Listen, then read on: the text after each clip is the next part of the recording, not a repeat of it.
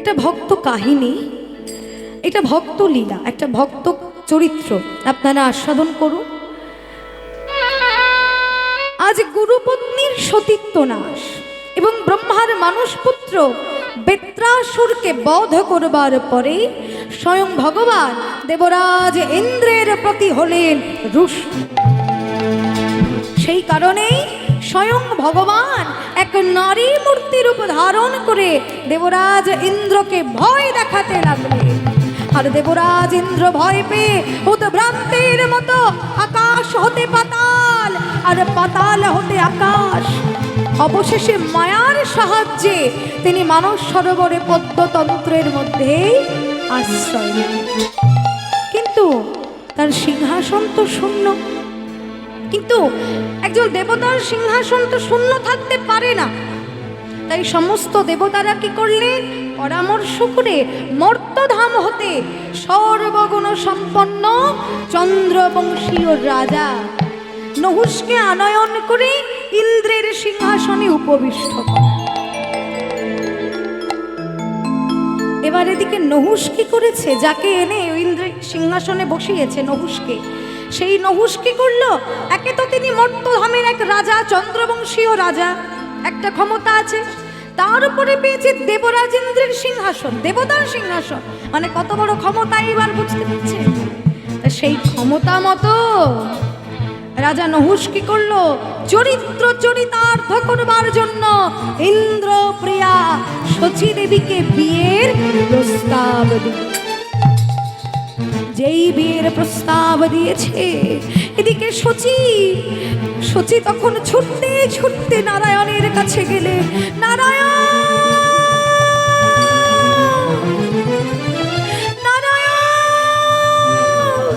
প্রভু গো, প্রভু আমায় রক্ষা করো, প্রভু আমি বড় বিপদে পড়েছি, প্রভু তুমি কোথায়?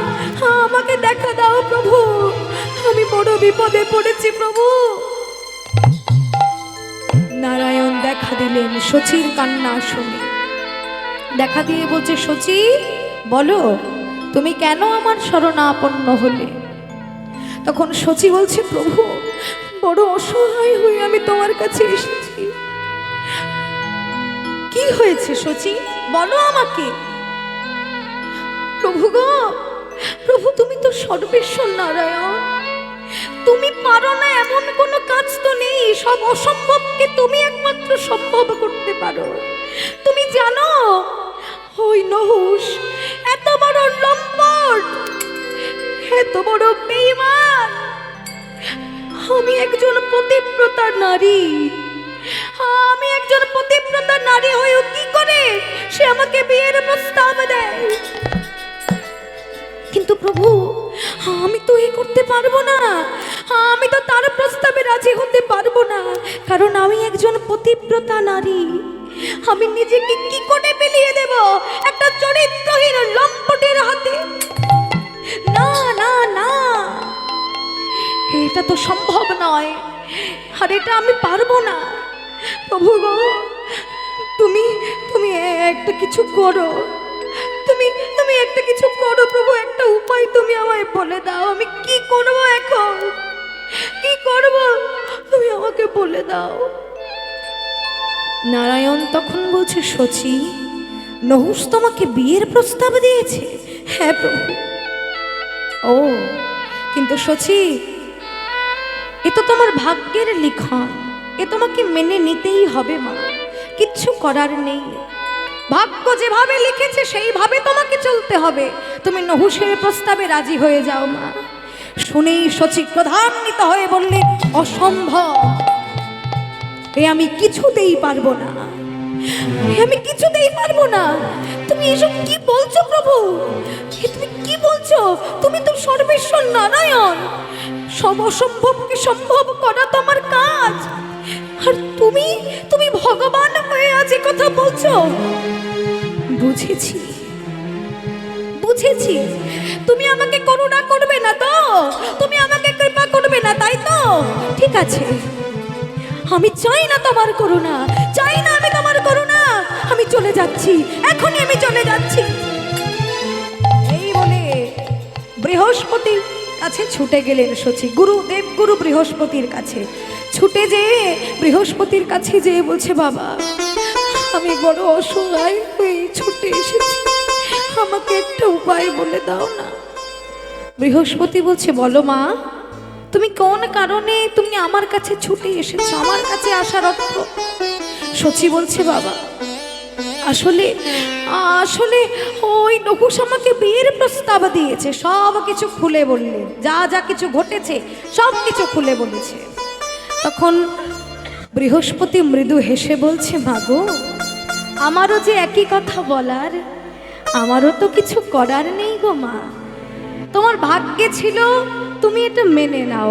তবে শোনো মা, মেনে তো নেবে, তার আগে একটা শর্ত আছে। শর্ত হলো তুমি নহুষকে যেয়ে বলবে, হ্যাঁ আমি তোমাকে বিয়ে করতে রাজি আছি, কিন্তু আমার শর্ত আছে কি, তোমাকে পালকিতে বিয়ে করতে আসতে হবে। শুধু পালকিতে নয়, যে পালকিতে তুমি বিয়ে করতে আসবে সেই পালকি সপ্তর্ষিতে টেনে নিয়ে আসবে, অর্থাৎ 7 জন ঋষি কাঁধে করে বয়ে নিয়ে আসবে।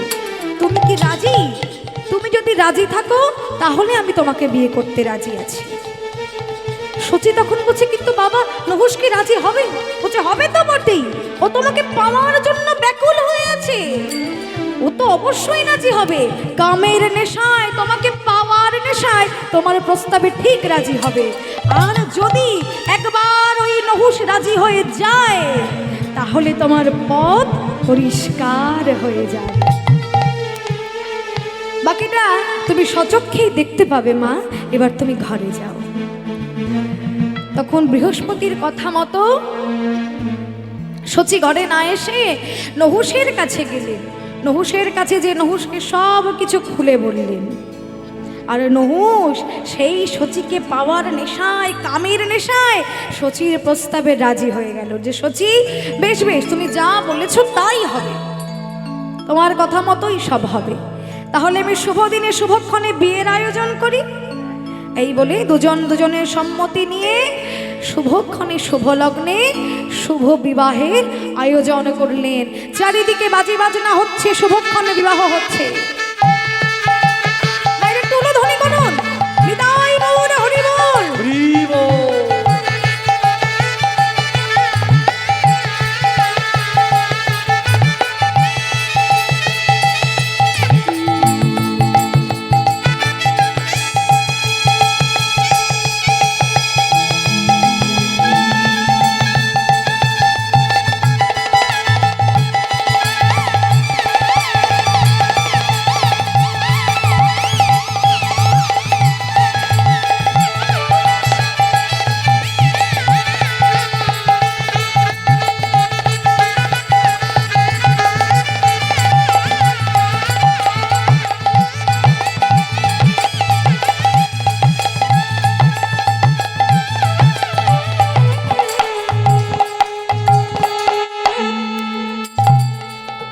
শুভক্ষণে শুভ বিবাহ সুসম্পন্ন হলো। সেই সপ্তর্ষিতে পালকি টেনে আনছে, দেখতে পেলেন সবাই। এমন সময় নহুষ বলে উঠলেন, এই কে আছো? তোমরা তাড়াতাড়ি পালকি নাও। যেই বলেছে, আর মুনি ঋষিগণ এক একজন কেউটে সাপের মতো গর্জন করে উঠেছে। গর্জন করে উঠেই বলছে, না, তোমার কথায় এই রথ যাবে না, এই পালকি যাবে না। যেই বলেছে, নহুষ তখন নিজের ক্ষমতা অনুযায়ী, তবে রে আমার মুখের উপরে এত বড় কথা, হ্যাঁ এত বড় স্পর্ধা তোদের, তারা এখনই দেখাচ্ছে আমি তোদের মজা। এই বলে পালকি থেকে বেরিয়ে ক্রুদ্ধ ভরে সজোরে অগস্ত্য মুনির মাথায় মারলেন এক লাথি। আর যেই লাথি মেরেছে, সঙ্গে সঙ্গে মুনি অভিশাপ দিলেন, হে রাজা, ঘোর পাপ, ঘোর অমঙ্গল, ঘোর অমঙ্গল, তুমি নিস্তার পাবে না, তুমি কিছুতেই নিস্তার পাবে না। তুমি কামের বশীভূত হয়ে আমার মাথায় লাথি মারলে, এ বড় পাপ, এ ঘোর পাপ। তাই শোনো, তোমাকে অভিশাপ দিচ্ছি, তুমি সর্বজনী প্রাপ্ত হবে, তুমি সর্বজনী প্রাপ্ত হবে। মুনির অভিশাপ কোনোদিন বিফলে যায় না মা। যেই না অগস্ত্য মুনি এই অভিশাপ দিলেন তুমি সর্পে পরিণত হবে, সর্পজনীতে যাবে, অমনি সঙ্গে সঙ্গে নহুষ সর্পে পরিণত হলেন মানব হতে। সর্পে পরিণত হয়ে বনে জঙ্গলে, কোথায় সাপ কোথায় তাকে বনে জঙ্গলে, তা সেই বনে জঙ্গলে খেয়ে না খেয়ে বিচরণ করছে। আহা! কিন্তু ওই রাজা নহুষের এক পুত্র ছিল, তার নাম যজাতি। তা একদিন স্বপ্নে রাজা নহুষ যজাতিকে দেখা দিলেন। দেখা দিয়ে বলছে, রাত্রে যখন যজাতি শয়নে আছে, ঘুমিয়ে আছে, নহুষ তখন স্বপ্নে দেখা দিলেন, পুত্র পুত্র ও পুত্র, একটিবার জাগো, একটিবার জাগো, জেগে দেখো, আমি তোমায় কিছু বলতে চাই। তুমি একটিবার জাগো পুত্র, জাগো, আমি তোমাকে কিছু বলতে চাই। শুনতে পেলেন নহুষের ক্রন্দনের ধ্বনি। শুনতে পেয়ে যজাতি ঘুম ঘরে জেগে উঠলেন। কে কে আমায় ডাকছে পুত্র বলে? এ কি, এ কি, এ কি পিতা তুমি? হ্যাঁ হ্যাঁ পুত্র, আমি এসেছি, আমি এসেছি। বলো পিতা, বলো, তুমি এ সময়ে আমার কাছে, আর তুমি এভাবে ক্রন্দন কেন করছো পিতা? কি হয়েছে তোমার? পুত্র, আমি বড় অসহায়, আমি বড় অসহায়, এই সর্বজনম নিয়ে আমি থাকতে পারছি না, তুমি আমাকে মুক্তি দাও, আমাকে মুক্তি দাও। মুক্তি? মুক্তি আমি তোমাকে কি করে দেব পিতা? আমি তো তোমার মুক্তির উপায় জানি না। পুত্র,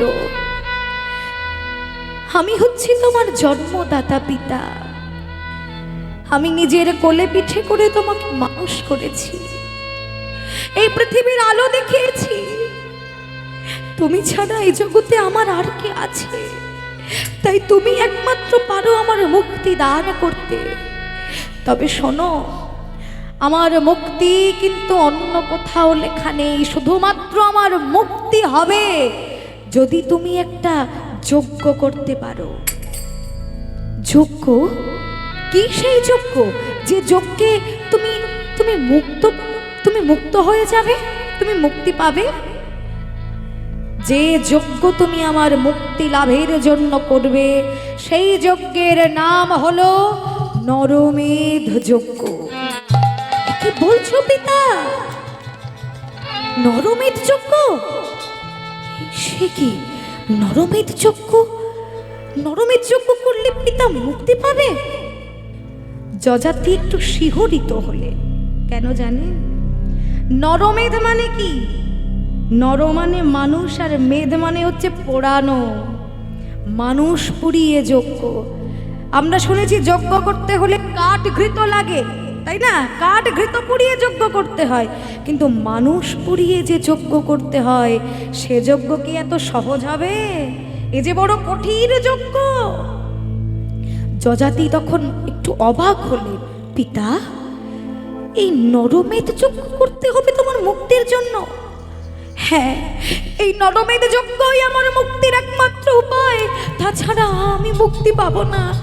ও পুত্র, আমায় মুক্তি দাও, আমাকে মুক্তি দাও, দাও আমাকে মুক্তি দাও।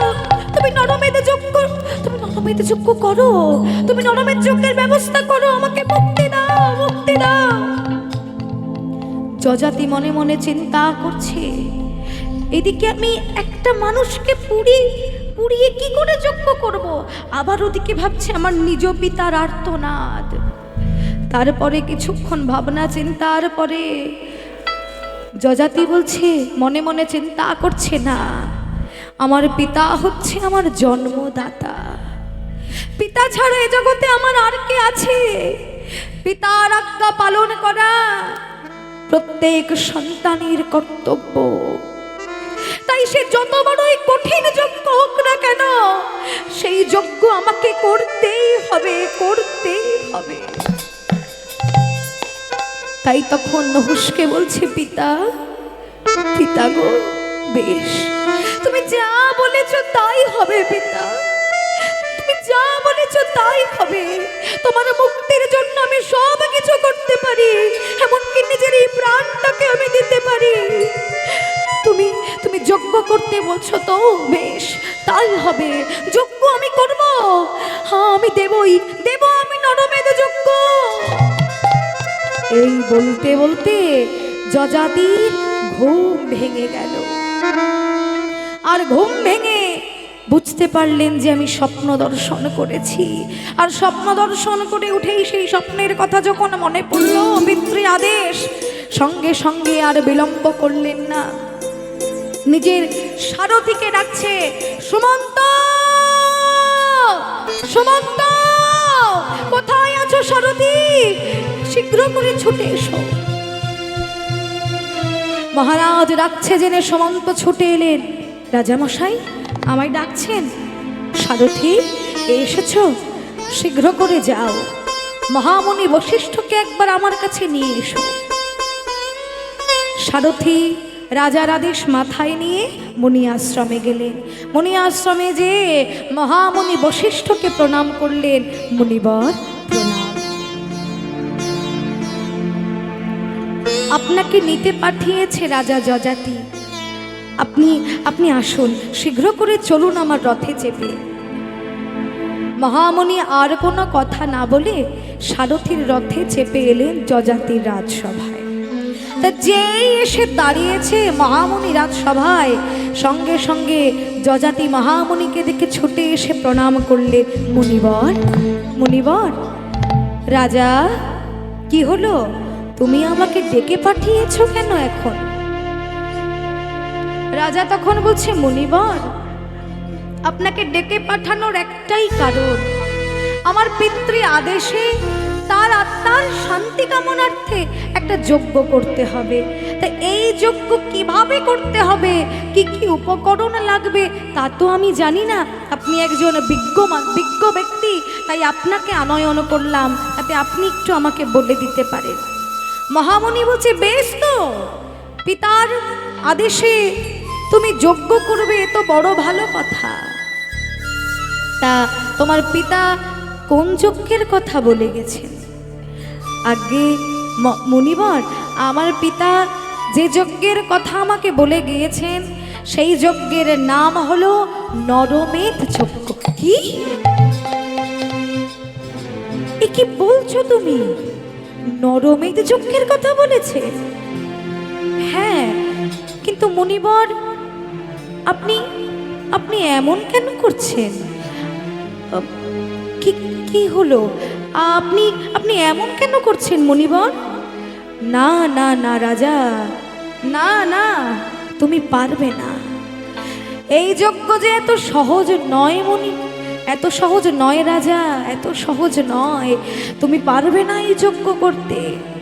শোনো রাজা, তুমি তোমার সমস্ত রাজস্ব দিয়ে সব তুমি জোগাড় করতে পারলেও এমন এক বস্তু এই যজ্ঞে লাগবে যে তুমি তোমার সমস্ত রাজস্ব ঢেলে দিয়েও তা জোগাড় করতে পারবে না।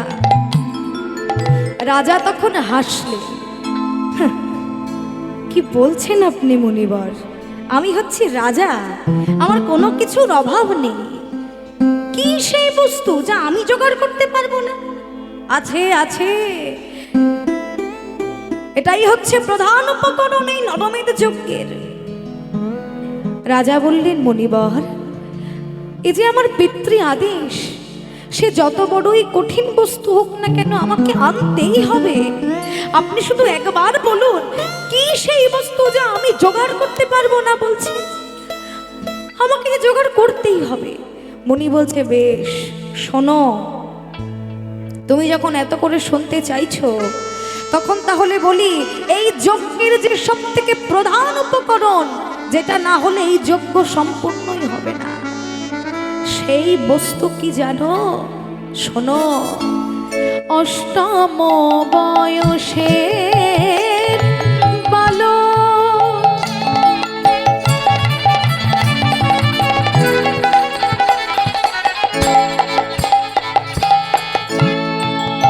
ও তার কৃষ্ণ প্রথম বয়সের বালক ও তার কৃষ্ণ পদে মতি, আর তাকে এনে দিতে হবে এই যজ্ঞের আগুনে আহুতি। আহুতি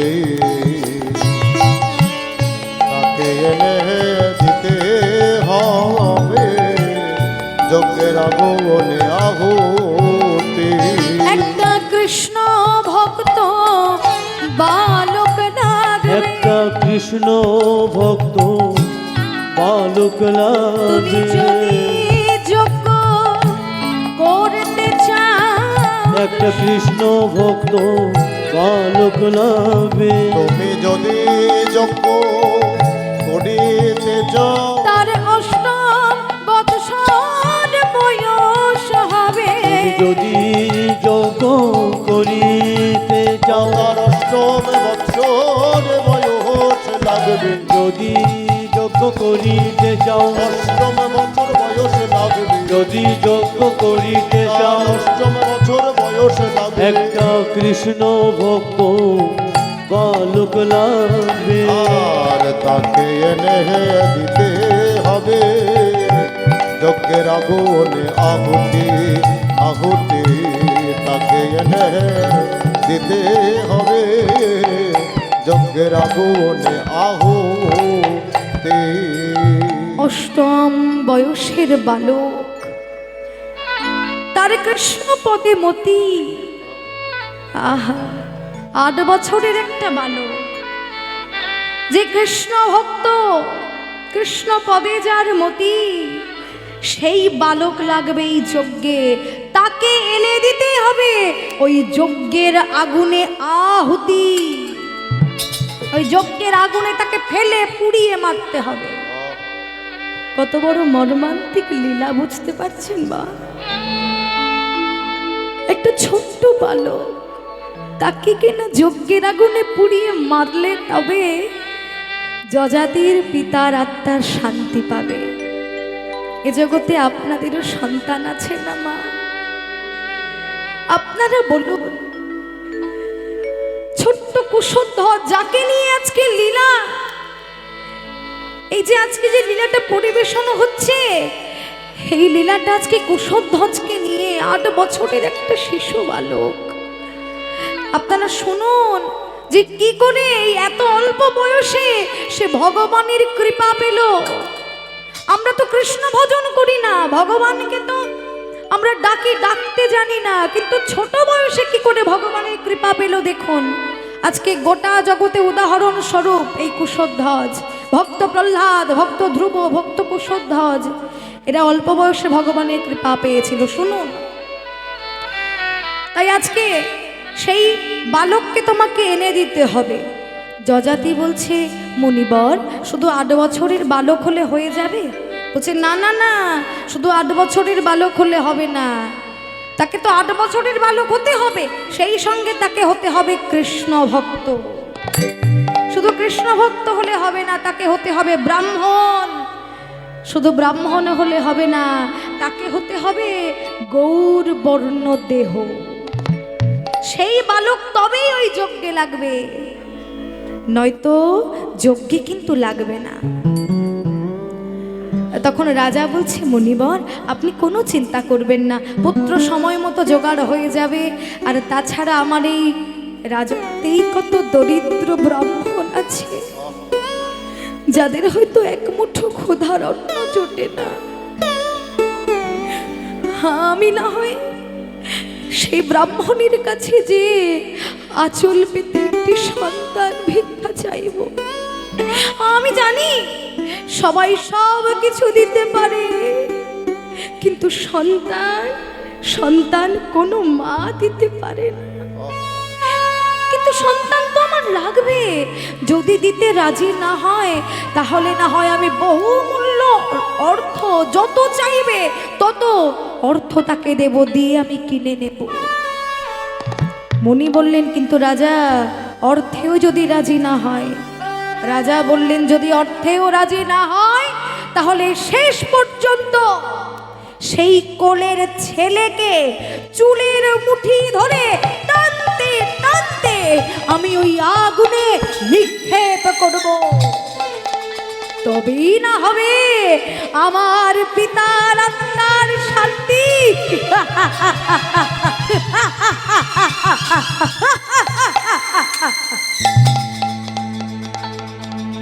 তখন মুনি বললেন, বেশ রাজা, তাহলে তুমি যাত্রা করো, পুত্রের সন্ধানে যাও।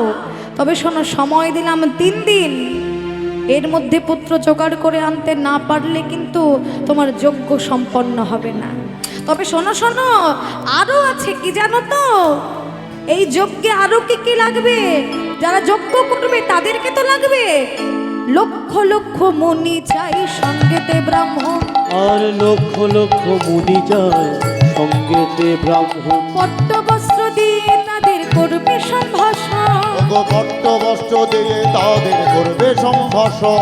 স্বর্ণ থালা স্বর্ণঝারি মানিক ও অঙ্গুরি, স্বর্ণ থালা স্বর্ণধারী মানিক অঙ্গুরি। 42 যোজন জমি লাগবে যজ্ঞ ক্ষেত্র করি, 42 যোজন জমি লাগবে যজ্ঞ ক্ষেত্র পুরে। তুমি দান দিবে, তুমি দান দিবে গো, দান দিবে গো, তুমি দান দিবে গো। লক্ষ লক্ষ মুনি তুমি তুমি দান দিবে গো, লক্ষ লক্ষ মনে তুমি দান দিবে গো, লক্ষ লক্ষ মুনি তুমি দান দিবে গো। লক্ষ মুনিগণে, দান দিবে গো। লক্ষ মুনিগণে, দান দিবে গো। লক্ষ তুমি মুনিগণে, দান দিবে গো। দান দিবে গো। শোনো, লক্ষ লক্ষ মুনি চাই, সঙ্গীতে ব্রাহ্মণ। পট্টবস্ত্র দিয়ে তাদের করবে সম্ভাষণ, লক্ষ লক্ষ মুনিকে নূতন বস্ত্র দিয়ে তাদেরকে সুন্দর করে আমন্ত্রণ জানাতে হবে, এমন তাদের আহ্বানে যেন কোনো ত্রুটি না হয়। এরপর স্বর্ণথালা স্বর্ণঝারি মানিক অঙ্গুরি, লক্ষ লক্ষ মুনি যারা আসবে প্রত্যেককে একটি করে সোনার থালা আর সোনার গ্লাস উপহার দিতে হবে। শুধু তাই নয়, যে যে মুনির বাড়িতে নিমন্ত্রণ করতে যাবে বা আমন্ত্রণ জানাতে যাবে, সেই সেই মুনির বাড়িতে পান সুপারি তার সঙ্গে রত্ন মানিকের আংটি দিয়ে আমন্ত্রণ জানিয়ে আসবে। দেখুন মা, এখনকার দিনে আমাদের বর্তমানে তো কার্ডের প্রচলন হয়েছে, আমন্ত্রণ জানাতে হলে আমরা কার্ড দেওয়া নেওয়া করি, তাই না? কিন্তু আগেকার দিনে কার্ড ছিল না, পান সুপারি দিয়ে আমন্ত্রণ জানাতে হতো। তা পান সুপারি দিতে হবে, তার সঙ্গে রত্ন মানিকের আংটি দিতে হবে, তবেই আমন্ত্রণ জানাতে হবে। আর যেখানে তুমি যজ্ঞ করবে সেটা যেন 42 যোজন জমি হয়, তবেই কিন্তু যজ্ঞে লাগবে, নইলে কিন্তু যজ্ঞ হবে না। বলছে, ঠিক আছে মুনিবর, এগুলো তো আমি জোগাড় করব, আগে আমি পুত্রের সন্ধানে কাউকে পাঠাই। হ্যাঁ হ্যাঁ রাজা, দেরি করো না, সময় দিলাম তোমায় 3 দিন। এই বলে রাজা তখন বলছে, ঠিক আছে মুনিবর, আমি পাঠাচ্ছি। তাই সারথীকে ডাকলেন, সারথী সারথী, ও সারথী। সারথী ছুটে এলেন, রাজামশাই বলুন। সারথী, তুমি শীঘ্র করে যাও তো, আমার রাজকোষ থেকে যত মণি মুক্তা রজত কাঞ্চন আছে সব নিয়ে এসো, সব নিয়ে এসো, রথের মধ্যে রাখো। বিনিময়ে চাই শুধু একটা কৃষ্ণ ভক্ত বালক। আর যদি এই 3 দিনের মধ্যে তুমি পুত্র জোগাড় করে আনতে না পারো, তাহলে কিন্তু তোমার গর্দান যাবে, কথাটা তুমি মাথায় রেখো সারথী। বেশ রাজামশাই, তাহলে আমি এখন আসি। হ্যাঁ হ্যাঁ, যাও। রাজার আদেশ মাথায় নিয়ে রথ পরিপূর্ণ করে সারথী চলেছে পুত্রের সন্ধানে। ভগবানের কি লীলা এবার দেখুন। এমনি বলে, তোমার কত লীলা আছে প্রভু, তোমার লীলার অন্ত নাই, কত লীলা তুমি জানো। তা ভগবানের এমন লীলা যে সারথী দেশ দেশান্তর খুঁজে বেড়াচ্ছে, পুত্রের সন্ধানে খুঁজছে, পুত্র কোথায় আছে কোথায় আছে, কিন্তু কোথাও পুত্র পাচ্ছে না। কেমন মিলছে জানেন? পুত্র মিলছে, তাও কেমন মিলছে? যদি বা পুত্র মিলছে তার 8 বছর বয়স হচ্ছে না, যদি বা 8 বছরের পুত্র মিলছে সে কৃষ্ণ ভক্ত হচ্ছে না, যদি বা কৃষ্ণ ভক্ত মিলছে সে ব্রাহ্মণ হচ্ছে না, আর যদি বা ব্রাহ্মণ মিলছে কিন্তু গৌর বর্ণ দেহ মিলছে। একটা করে বাদ পড়েই যাচ্ছে, কিন্তু একটা তো বাদ থাকলে হবে না, সব কিছু একটা বালকের মধ্যে থাকতে হবে। এদিকে সারথীর উপবাসে ওই পুত্রের সন্ধানে ঘুরতে ঘুরতে সারথীর উপবাসে 2 দিন কেটে গেছে ইতিমধ্যে, 2 দিন কেটে গেছে, আর বাকি আছে কদিন?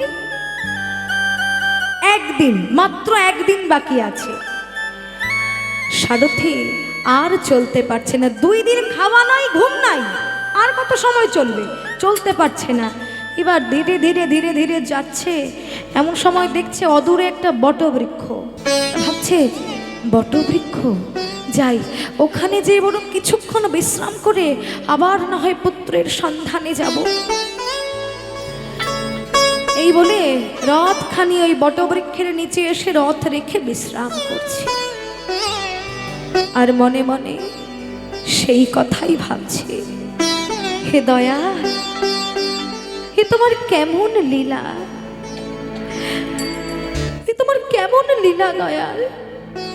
এ কয়দিন এত ঘুরলাম, এত তোমায় ডাকলাম একটা পুত্রের জন্য, তুমি এক পুত্র আমায় মিলিয়ে দিলে না, এ তোমার কেমন লীলা বলো। ভগবানকে ডাকছে আর নয়ন জলে বুক ভাসিয়ে কাঁদছে। কিন্তু দেখুন, কথায় বলে যে খায় চিনি তার জোগায় চিন্তামণি, কথায় বলে ভাবছো বসে চলবে কিসে, তুমি ভাববার কে? ভাববার যিনি ভাবছেন তিনি, শুধু তুমি একবার ভাবো তাকে। যেই ভগবানকে স্মরণ করেছে অমনি দেখতে পেলেন সারথী নয়ন মেলে দেখছে অদূরে 3টি বালক যাচ্ছে, 3টি বালক। তারা কেমন ভাবে যাচ্ছে? কাঠের বোঝা মাথায় নিয়ে তারা পথ দিয়ে সারিবদ্ধভাবে হেঁটে চলেছে। তাদেরকে দেখতে কেমন?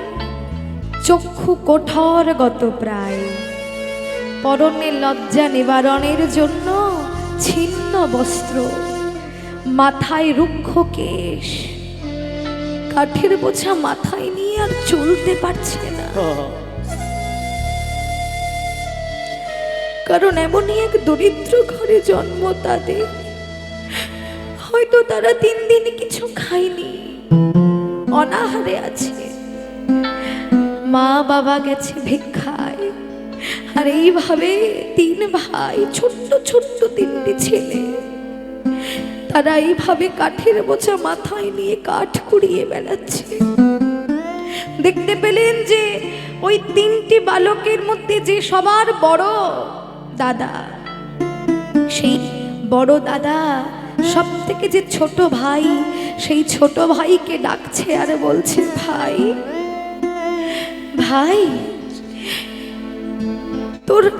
তোর বড় কষ্ট হচ্ছে তাই না? এই মাথায় এত ভারী কাঠের বোঝা বইছিস, তোর বড় কষ্ট হচ্ছে বল? আমি বুঝতে পেরেছি তোর অনেক কষ্ট হচ্ছে, কিন্তু কি করব বল? আমি তোর এমন অভাগা দাদা যে আমি যে তোকে একটু কোলে তুলে নেব, সে সামর্থ্যটুকু যে আমার নাই রে ভাই, সে সামর্থ্যটুকু আমার নাই। ও ভাই, জানিস তো ভাই, সুখের সঙ্গী সবাই হয়, কিন্তু দুঃখের সঙ্গী কেউ হয় না। যখন আমরা সুখে থাকবো তখন আমাদের বন্ধুর অভাব হবে না, দুটো অন্যের অভাব হবে না। আর এখন আমাদের এই দুঃখ দুর্দশার সময়ে আমাদের পাশে কোনো বন্ধু নাই, আমাদেরকে দুটো ক্ষুধার আহার কোথায় পাবো সেটা বলে দেবারও কেউ নাই। দয়াল ঠাকুর, তাকে যে এত ডাকি কিন্তু সে যে এত নিষ্ঠুর জানা ছিল না, জানা আমাদের কবে দূর হবে ভাই বলে বড় দাদা শ্রীনাথ কাজ কাঁদছে। তখন কুশধ্বজ ছোট ভাই দাদার চোখের জল মুছে দিলেন। এই দাদা, তুই কাঁদছিস কেন দাদা? কাঁদিস না। ছি ছি ছি, তোর এই কান্না কে দেখতে আসবে? কেউ দেখতে আসবে? তুই কাঁদিস না। তুই জানিস না দাদা, দুঃখে যাদের জীবন গড়া তাদের দুঃখ করলে শোভা পায় না, তাদের দুঃখ করলে মানায় না। তুই দুঃখ করিস না, কাঁদিস না। চল এখন আমরা খেলা করব। তখন বড় দাদা বলছে, খুশি, তুই তো ছেলে মানুষ, তুই কি বুঝবি? পেটে ক্ষুধা থাকলে কোনো খেলা ভালো লাগে না।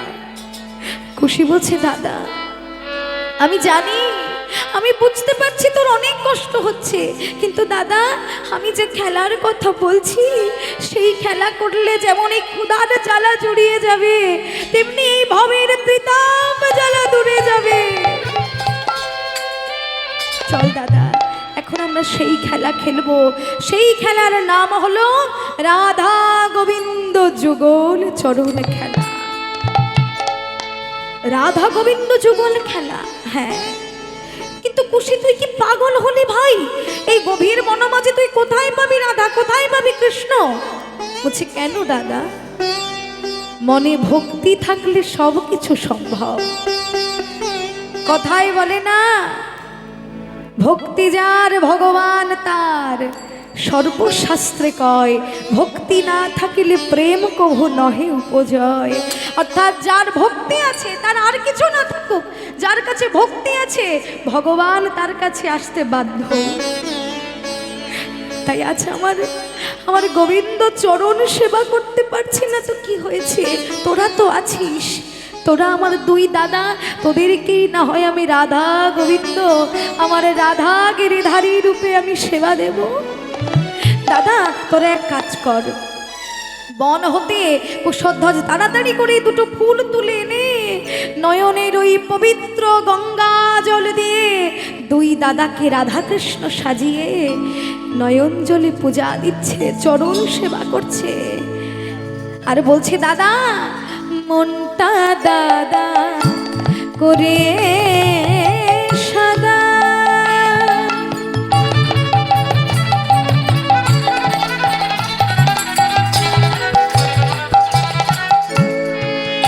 তোরা কেউ হ কৃষ্ণ কেউ হ রাধা, মনটা দাদা করে সদা।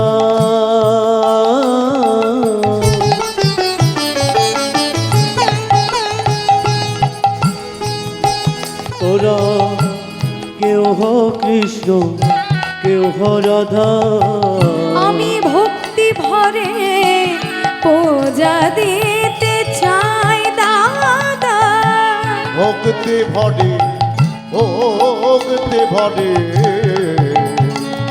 আমি পূজা দিতে চাই। আমি নয়ন জলে চোরা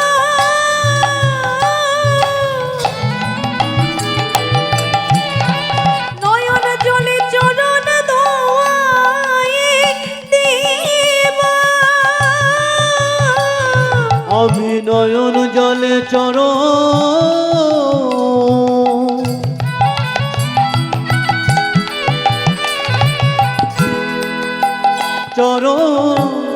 ধোয়ায়ে দিব।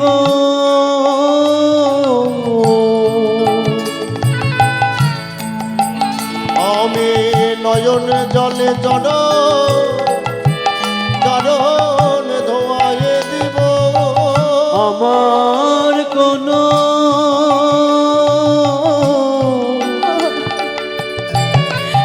আর কোনো বাসনা নাই, নয়ন জলে চরণ ধোয়ায়ে দিব। আমার কোটি জন্মে সৌভাগ্য ফলে আমি নয়ন জলে চরণ ধোয়ায়ে দিব। কোটি জন্মের সৌভাগ্য ফল আমি নয়ন জলে চরণ ধোয়ায়ে দিব। কোটি জন্মের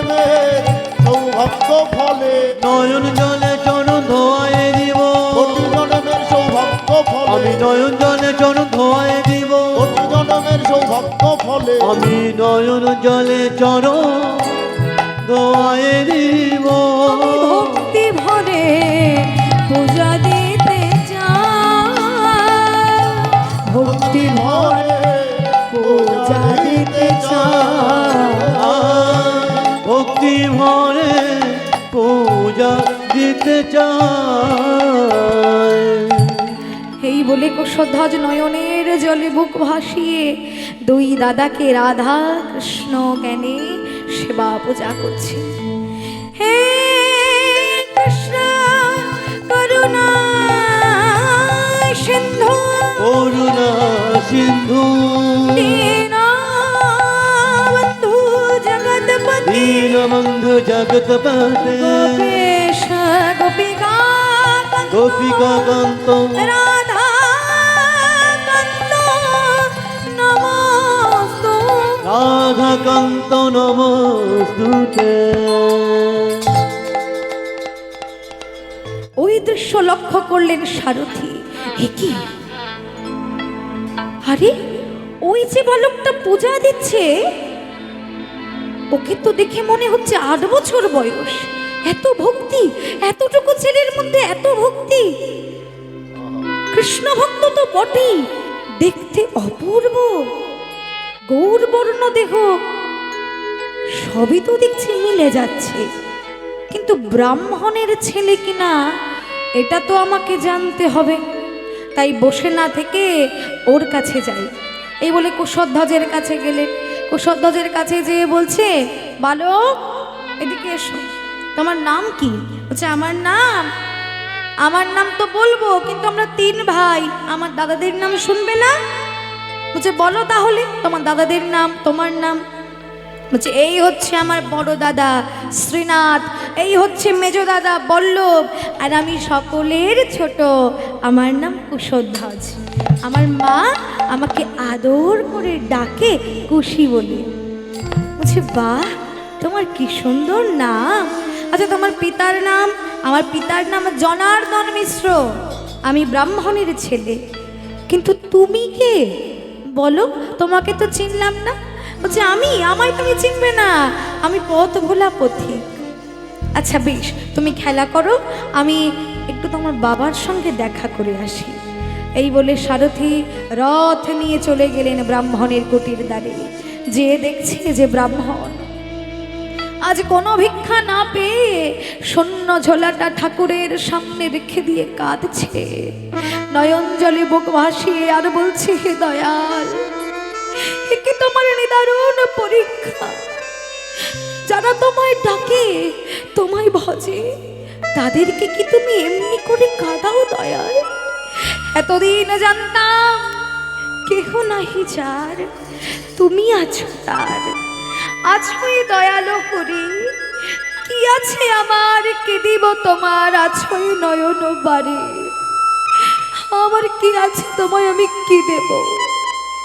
এদিকে সারথি বলছে, ব্রাহ্মণ তুমি অমন করে কাঁদছো কেন? বলো, বলবো, কিন্তু তুমি কে? তোমায় তো চিনলাম না, আমায় তুমি চিনবে কি করে? আমি তো পথ ভোলা পথিক। তা ব্রাহ্মণ তুমি কাঁদছো কেন আমি বুঝতে পেরেছি, তোমার এই যে দুঃখ দুর্দশার কারণে তুমি কাঁদছো তো। বেশ, আমি সব কিছু জানি, তাই তো ভগবান আমাকে তোমার কাছে পাঠিয়েছে। তার মানে আমি তো কিছুই বুঝতে পারছি না, তুমি কি বলতে চাইছো? আমি বলতে চাইছি, তুমি যদি চাও তোমাকে আমি এই রাজ্যের দ্বিতীয় রাজা তৈরি করে দিতে। কি দ্বিতীয় রাজা? হ্যাঁ, দ্বিতীয় রাজা। তোমার আর কোনো দুঃখ থাকবে না, কেউ তোমাকে গরিব ব্রাহ্মণ বলে মুখ ফিরাবে না, তোমার অর্থের কোনো অভাব হবে না। বলো তুমি কি চাও?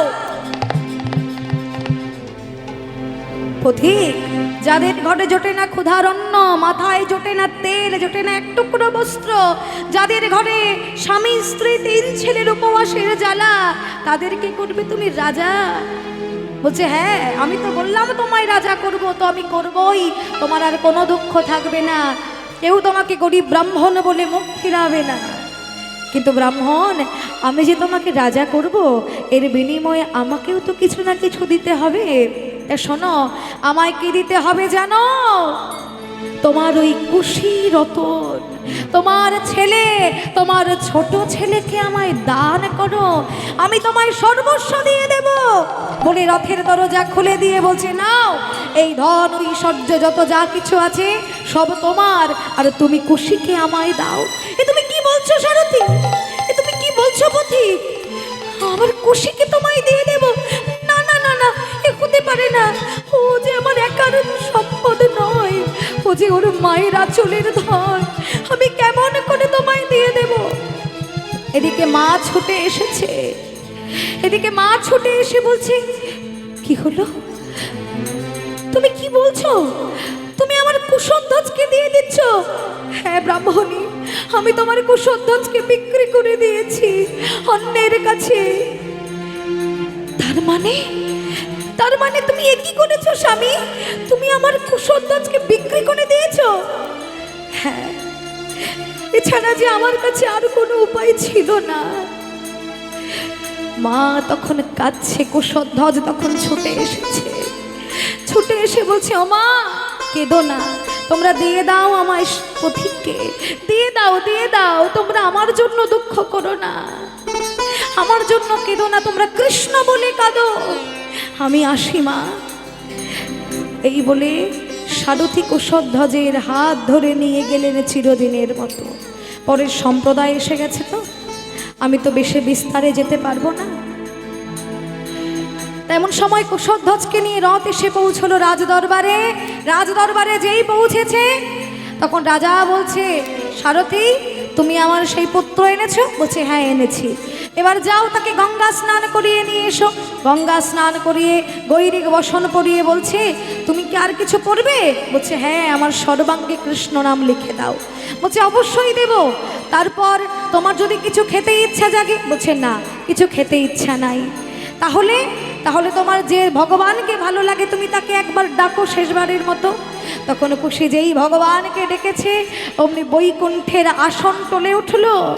ভগবান বুঝতে পারলেন যে ভক্তের বিপদ হয়েছে, কেননা ভক্তের বিপদ ছাড়া সিংহাসন টলে না। তাই ভগবান তখন কি করলেন, মা লক্ষ্মীকে আদেশ দিলেন, লক্ষ্মী যাও ভক্তকে রক্ষা করো।